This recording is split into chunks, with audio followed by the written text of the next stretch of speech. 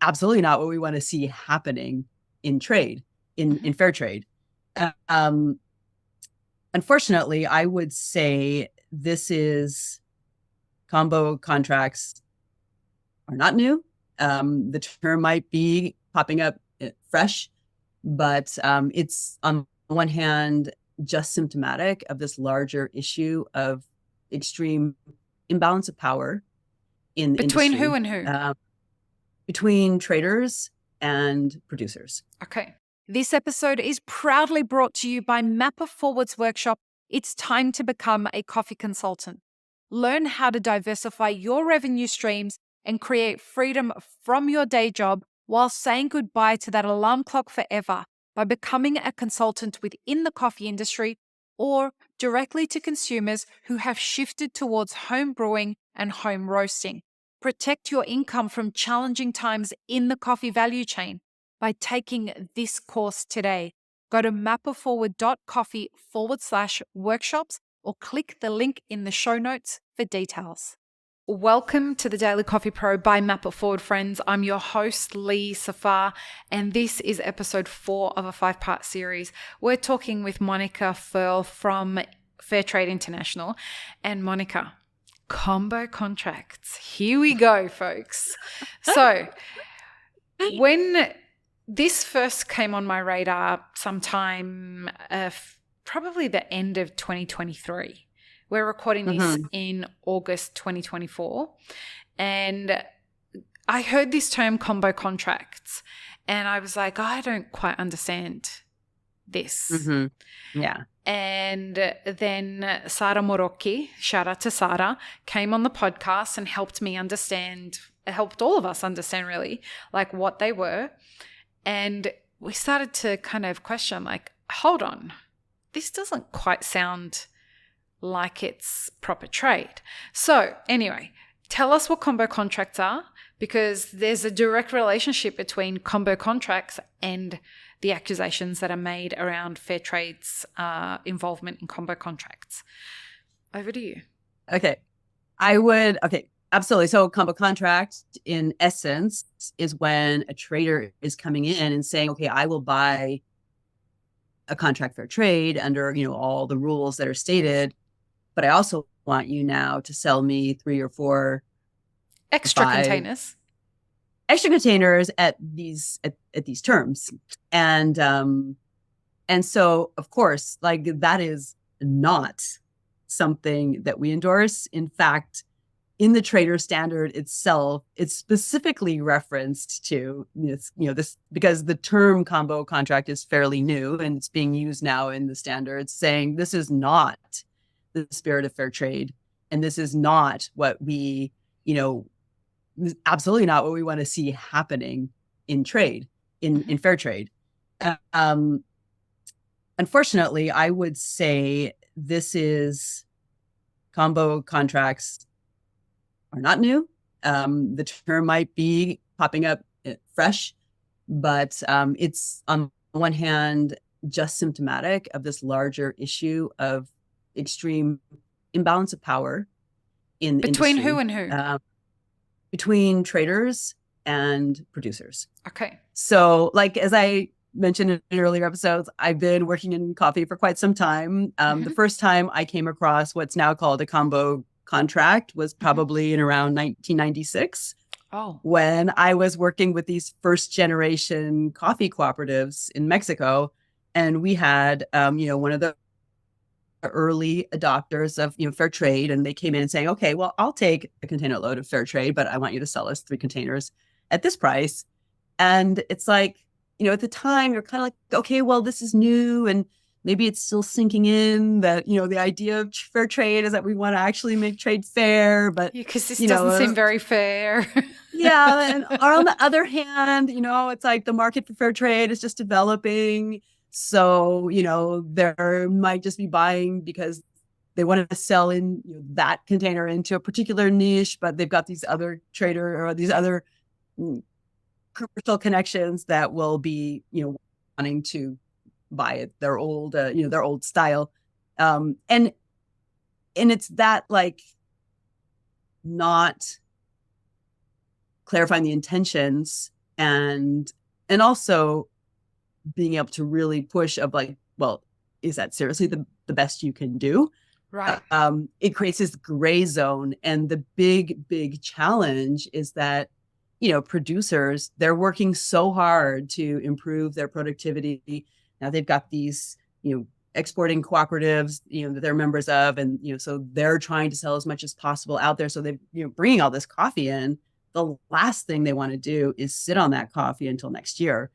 So there's this huge pressure to sell. And I think in fair trade, where we're seeing, hearing of, the phenomenon, mostly it's in Peru and Honduras, and which also really irritates me because like those are two countries that are sort of coffee miracle stories. Really? The farmers have done such amazing work to improve their productivity, to build good organizations, bringing farmers together, improving their quality. And they have, some of these organizations have hundreds of containers to sell. So because they did everything right, now we have people coming in with a bit of this sort of predatory attitude. And it's like, well, we know you've got 200 containers. I'll buy 50, but like, 5 like this, 10 like this, 5 like that, and they are setting the terms. And a farmer manager has to kind of weigh, a lot of, managers will talk about this. It's like, okay, I can afford to just like get rid of some, they also, the manager, well, like some with amazing internal quality control. So as long, if they're keeping their highest qualities to sell to their best markets, and then maybe they have lesser qualities if they can, but the last thing they want to be doing is selling their good quality coffee at bad prices, they, after all the work and investment that went into that. But, to have people stepping in, taking advantage of the pressure and sometimes desperation of managers to clear the warehouse before the end of the season. So, someone comes in with one of these like one shot 50 container kind of contracts, that's very attractive. And then how much bargaining power, that's the key, do these co-ops have? I will also say, like, maybe kind of in keeping with that, as a green buyer, I've had co-ops, and I was a buyer for 100% organic, fair trade, and high quality coffees once upon a time back in the day. But to have a co-op say, well, yes, we have a container of organic coffee for you, but I also want you to buy 2 containers of conventional. It's like, well, but I don't have anything to do with the conventional. Exactly. I have nowhere to sell this. We don't deal in conventional. Plus, it's 100% organic. The complexity for your audits, and when you have to separate product, it's like there was no way I could buy that conventional coffee. And I had the benefit of working for a company with a really great reputation. So there was like so many more producer organizations who wanted to sell to us than we could buy from. So, we ended up having a good conversation and explained, and okay, backed off that offer. But when you don't have, when a farmer organization has not been able to make their offering seem unique and exclusive, that they don't have that bargaining power to say, if that's the best you can do, I'm going to sell like here, to all these other people, then it makes them very vulnerable. And on top of that vulnerability, or linked to that vulnerability, that even if that wasn't a great deal, they're still a commercial client.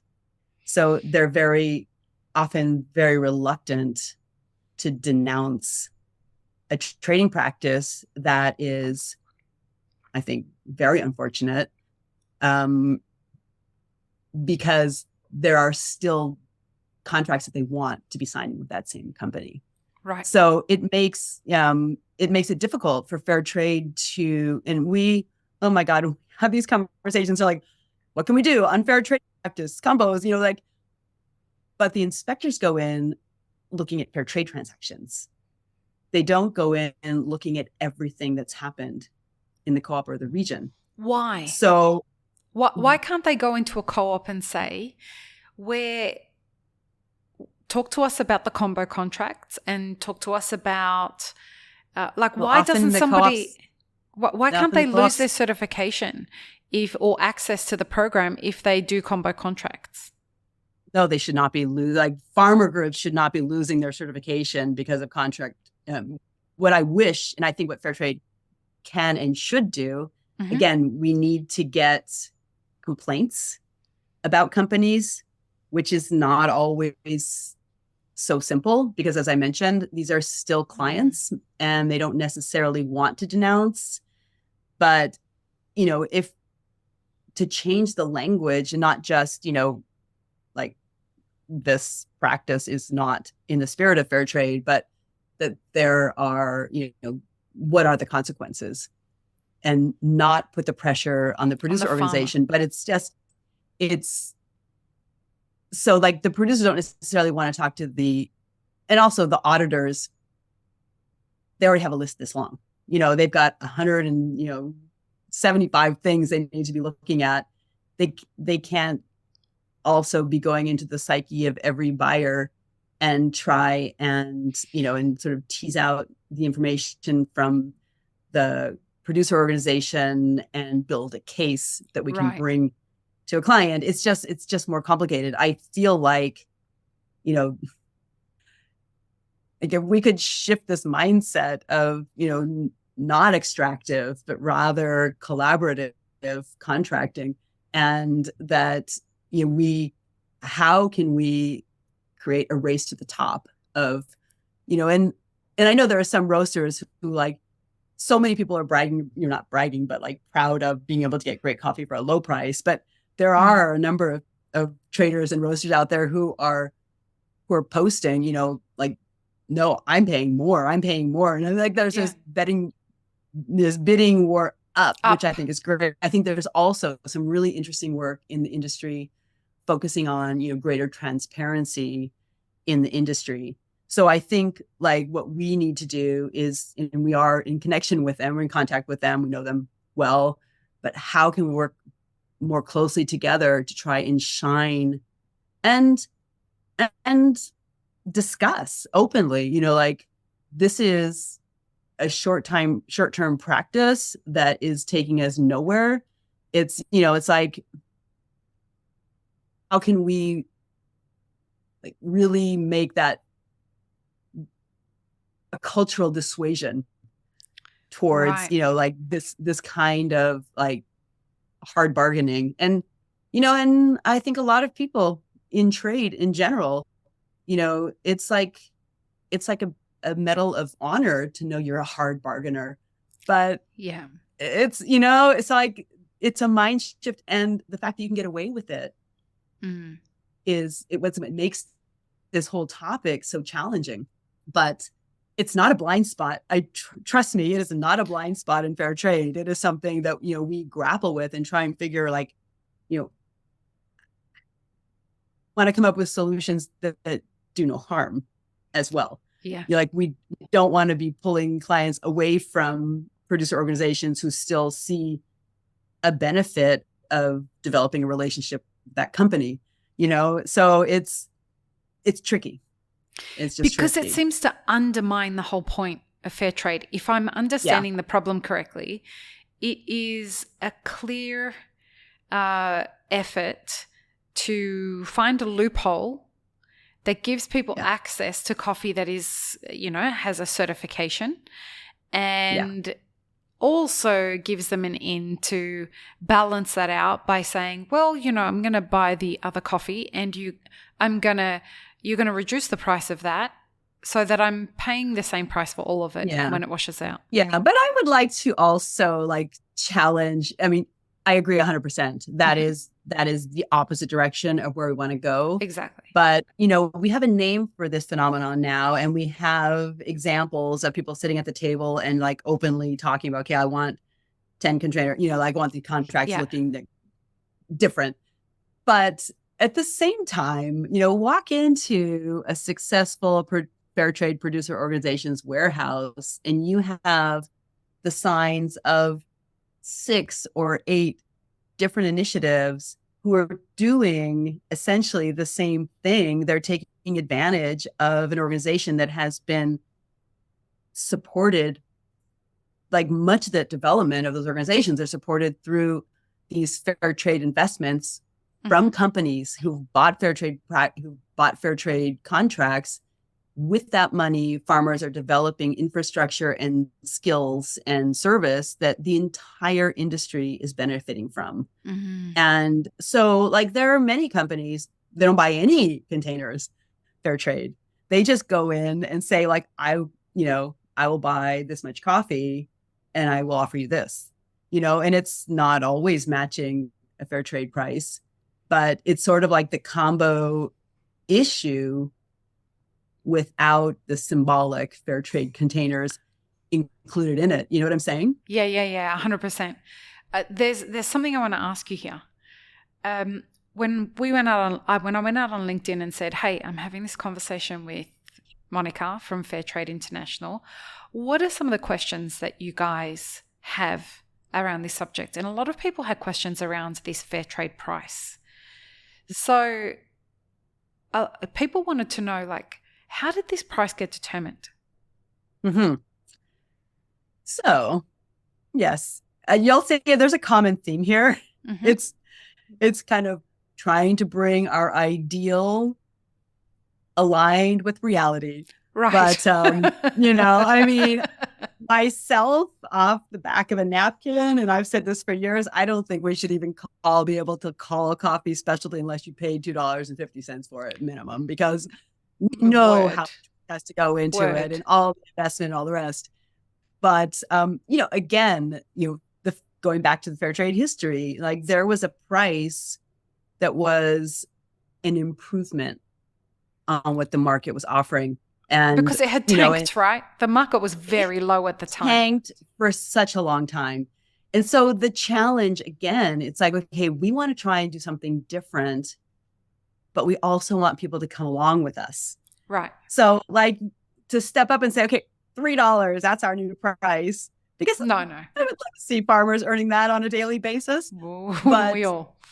But like you wouldn't have gotten the early adopters, right? So you need to sort of like, okay, how do we bring people along and try to continually improve the criteria? And it does not help us that we have as our backdrop the commodities C market price, where it's like, and so there have been a number of revisions, and there is a regular process of going around, and it's like, okay, let's get, an updated estimate on cost of production, which is also so complex. It's so complex. It has to be an approximation because like we're talking about different countries. We're talking about different regions within a country. And then we're talking about farmers within a co-op, and they might all have, some different mechanisms. It's not like there's one way. There cannot be one way to grow coffee because of all the variation in geography and type and, potential and the quality and like everything that goes into it. But there is this process of trying to get, and it's like gathering the data, running that pass, or like, these roundtable discussions and getting feedback. No, you're way out. It's like finding like a reasonable average, and then how does that stack up against the market?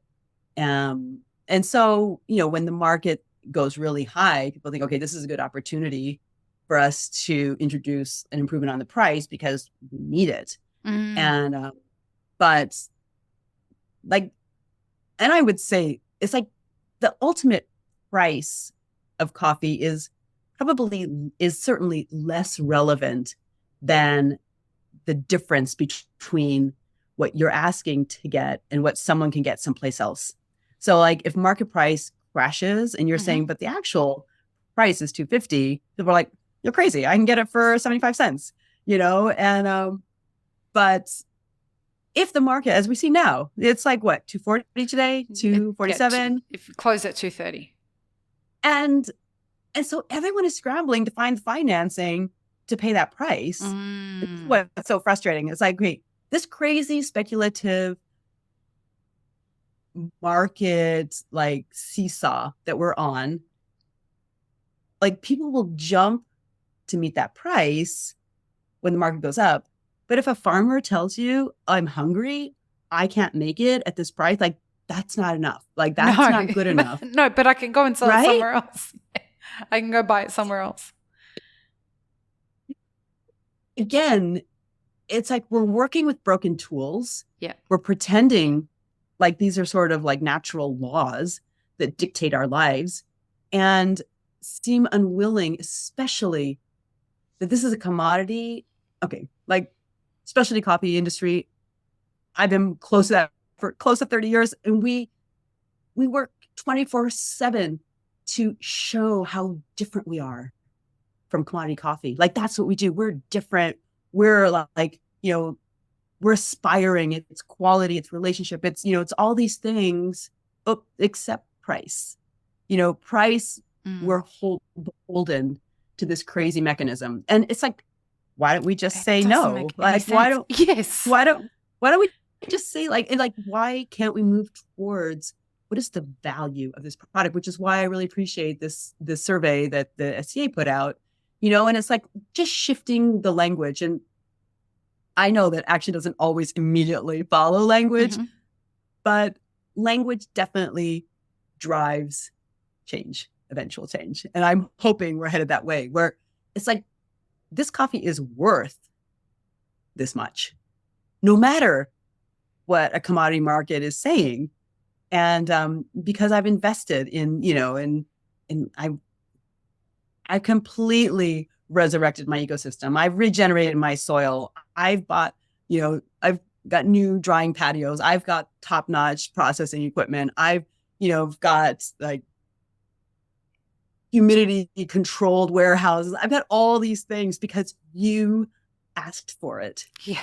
And, and I've invested, but now it's like, oops, now there's 3 carpets that just got pulled out from underneath my feet because some speculators have, or whatever's happening out there. And I know people like really try to put some scientific formulas along that commodities market. I personally think it's, there is like so much whim and manipulation going on behind there as well. Well, and so speculators, right? Yeah. So like, I don't adapt my behavior to people like that. No. Like, so like, why can't we agree that like we pay for what we ask for? And so like, those are some of the big challenges. And I was encouraged to see what a high score, the survey was giving to people saying, no, this has to change. This is not right. Neither the distribution of resources on the value in relation to the value of the product, nor the like absolute risk bearing on, predominantly on the shoulders of farmers. Like this cannot continue, and it cannot, because like the risks are just becoming so extreme. The price climate's not going to let it continue. It's forces outside of our industry that are going to determine that this is not going to be able to continue.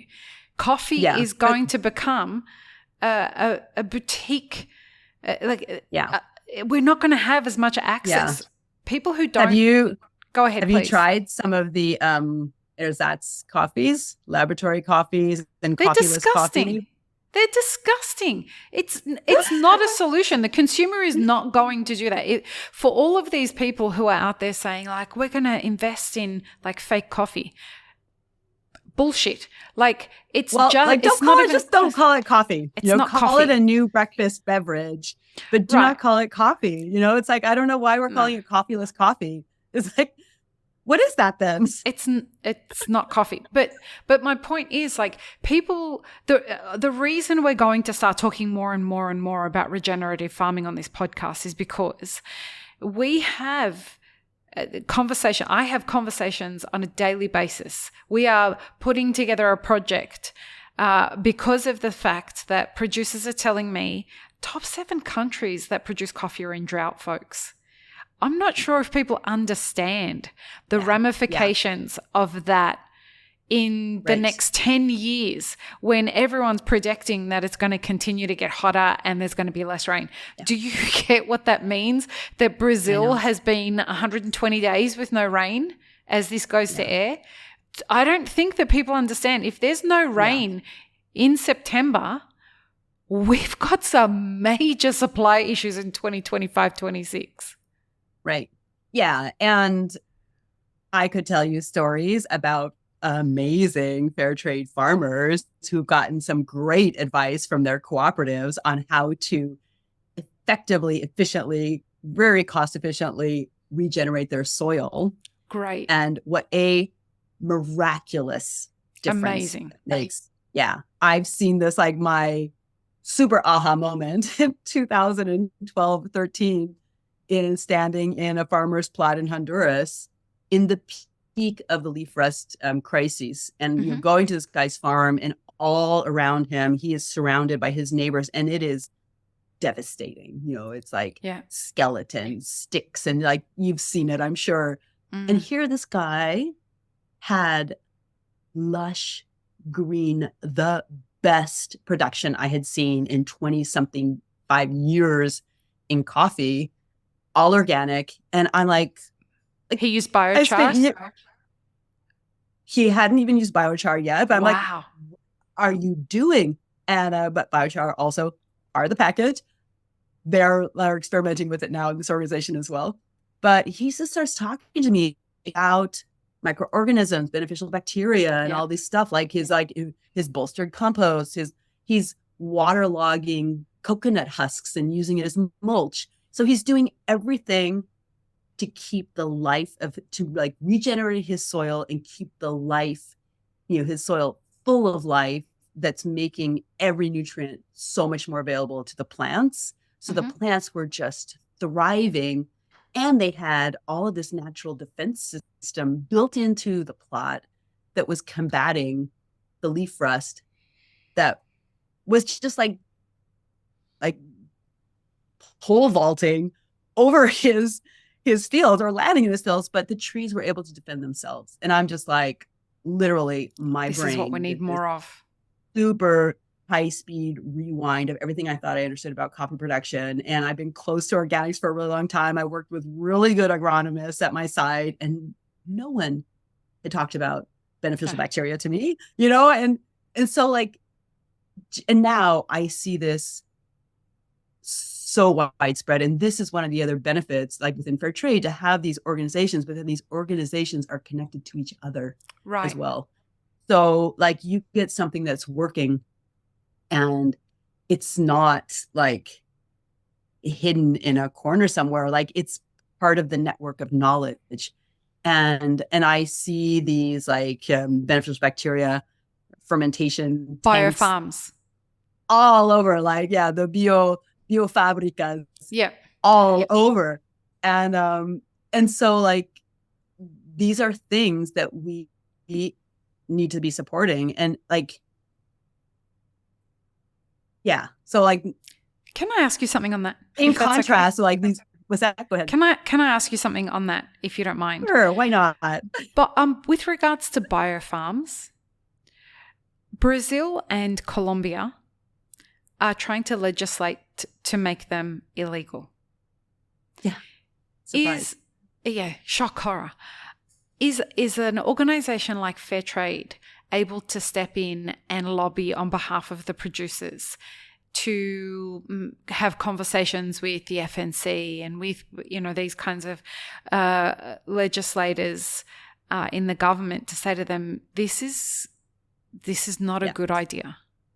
There is an advocacy team within Fairtrade. Again, it's a few people dealing with all, and they have been, you know, also working with other advocacy teams with, you know, like not just the UDR, but also the restructuring of organics. And, you know, it feels so spooky what I see happening on the planet. And honestly, when I wake up on a bad day, I feel like, okay, we've made so much progress. Like there's so much more awareness. There is actually a notable difference in this balance of power. So imperfect still, but so much progress has been made. But now it almost feels like there's all these legislations that are throwing farmers back into the wilderness, like no supports, not even always clarity of what are we talking about here. And there, in my worst days, I see a risk of like abandonment, like it becomes impossible for farmers to be compliant. And I know who is first in line to scoop up those lands. And that is terrifying to me. So, like some of these, I've had some of these conversations very, very early on, actually, in Colombia with FNC as a buyer early on in the fair trade, experience. And they were, there's a lot of historical structure in the coffee industry, and like they have a way of working, and then to come in and say, well, like I was working with a co-op of roasters, and we just paid the price that the producers were asking for, and it just like was like the fact that we weren't going to enter into futures with these guys, and it was like, no, we're just going to the price, and then we average it over the year, and like that's our internal risk management strategy. And it took literally a year and a half of conversation to get in. Super nice people, like I really, really liked them, but it was like so different from the way they operated that it was really hard for them to believe that we would actually just pay the price that came up on the market, and that came up in the negotiating process without any kind of hedging or options around it. So I wonder sometimes when I hear, and I hadn't heard about this in particular, but like, is there a way to have an intelligent conversation, or are they just on a steamroller, where it's like, this is how we do business, and this is how we're going to continue to do business, or even worse yet, are there other interests on the sidelines saying like, this is a threat to my business? Well, and I will have that conversation with you off air. But yeah, I think this is something that a lot of producers that are listening to this that know that, organizations like the FNC are legislating against this. And the same thing is happening in Brazil. So this is where fair trade gets to come in, and this is why conversations like this are so important, right? So that, I take what I'm hearing on the ground, and you take what you're hearing on the ground, and you have access that I don't have. And I have access that you don't have. Nice, right? Yeah. I think there's some really good open lines of communication, and it'd be very interesting. I'd be very interested to understand like what's the motivation, and, is this a blanket policy, or like, what is their vision of the future of coffee? And not the short vision, but the long vision, because I know FNC has been like one of their main pillars is guaranteeing delivery of coffee. And so I think that put them into uncomfortable positions sometimes when, there's this threat of leaf rust, and, like that's going to potentially eliminate X amount of export, and that they have a commitment with the clients on the other side there. So it's easy to fall into the old narrative of, spray fungicides, even though what that's going to do is probably put the farmer even further back in debt, in recovering not just debt, but recovering the ecological balance in their field, so that they could actually defend themselves. So, interesting. Yeah. But as fair trade is complex, the industry is also very complex. Totally. And this is why we want these conversations, right? So that we can talk about all different sectors of the coffee industry, because there's a lot of pieces that are missing, and people need to be putting them together. Yeah. And it's so difficult to be in all the conversations, and it's like, where do we get to hear the flip side of that story? And it's of any story. I mean, 100%. Yeah. Okay. We've got one episode to go. And we're going to be talking about the role of fair trade in the coffee crisis. So join us for the final episode in the next episode, folks. Peace, love, and peanut butter. Have an amazing rest of your day. I really hope you enjoyed this episode, friends. Please don't forget to show us some love by subscribing, liking, commenting, and most of all, sharing this podcast with your friends. Check the show notes for links, including our sponsors and our Patreon. And stay tuned for more great conversations on the Daily Coffee Pro by Map It Forward.